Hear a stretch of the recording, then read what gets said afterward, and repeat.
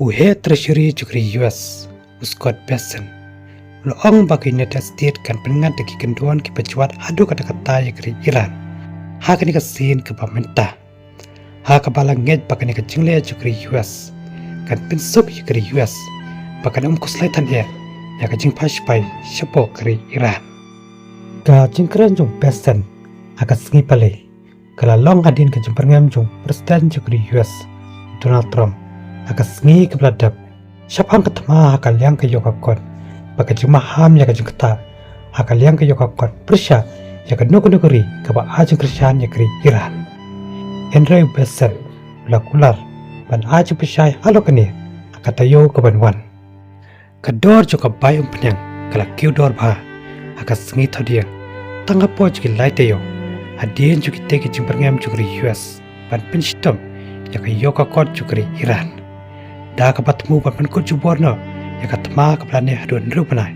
ka pla pensangya iki million barrel jukom penyang jukri mingi pedeng ngam tip balai kom penyang kalami halor kani long Bessent haka jingkran ladang ile ya ka jipen bor ka bahetam haka liang ka yokakon teka takamut bakala ban long bakat omdon ka jing stang ka baheba ulong haka jingkran da ka papenan kam ya ka ketien ka bathau ya ka bor spai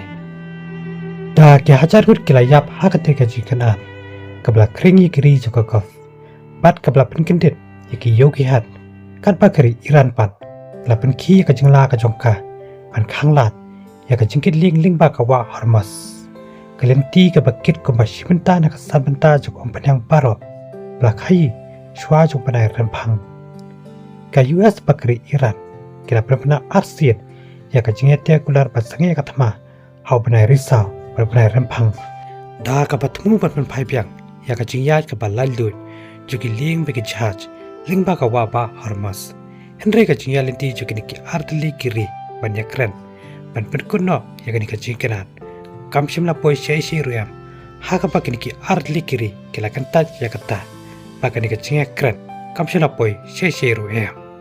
dongin siya syampat haki we paki khabor ki ban sawan kupleshpun